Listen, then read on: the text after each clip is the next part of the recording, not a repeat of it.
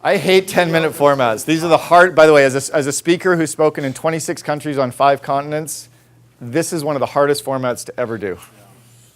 You don't get a can. Okay. Because when you do this 10 times for the same speaker, you don't need another can. And this is the 10th time that I've heard you speak. 3rd time I've heard you give a similar presentation to this. I told you how good Alex was. Is he an amazing speaker? Yeah. If this was back in the biblical times, Joe, we were talking about the Bible and your mom being a nun. If Jesus wasn't the head guy in those days, it might have been Cameron sitting on a hilltop and people would come up and ask for his wisdom. I mean, he is so brilliant, and his use of stories and illustrations and analogies is so great. So I'm going to tell you some more good things he did. I'm going to give you the 2 suggestions first. Alex, you're a very bright guy. I saw your post on Facebook. You're attentive. At 1 minute and 47 seconds, he was still looking through the handout. Is the handout relevant to this message for the involvement of those 10 minutes? Not at all. Suggestion for you, don't ever give your material out until you need it or you're finished.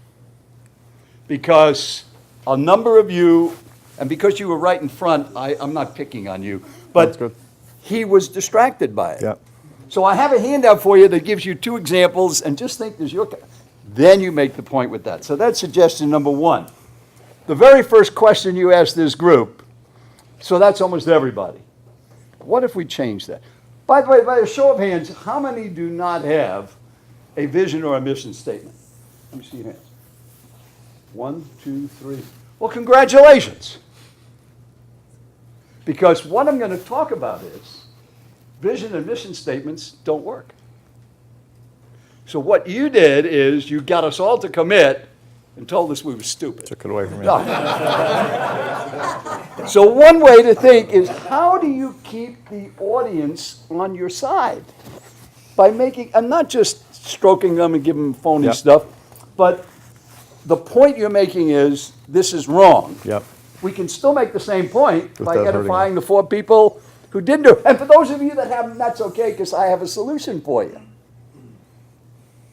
Your relevancy, and I've seen how you do this with Sound of Music, and it always amazes me. There's somebody so young in the group, they haven't seen Sound of Music. Or German. Germans have never seen it either. It's weird. Oh, okay. So Jason, you did a great job of setting this up. And the other thing that wasn't that an impacting analogy to make the point? It was such a clear example. And the brilliance of Cameron is, he went right back to it at the end and used croquet. So remember I said earlier, showing you're present to the audience, because he didn't know that croquet would have been in the answer. That was a spontaneous thing. He remembered it, he was present, and he came back to it 8 minutes later. That adds great credibility. And the other thing you did, which I haven't seen you do before, is you really softened your voice, and you got a little slower. And that really made an impact. So think when you have the fast-paced delivery to just occasionally slow it down. I've had to really, that just so everyone hears that, I've had to really work on catching myself getting manic. And when I can catch myself, then I can grab the emotional intelligence to come down. But that's been a learned skill. I'm glad you saw it, because I'm working on that one. Well, you've done a great job. Thanks. Let's give him another hand for another great thing. 10th time I bow before you.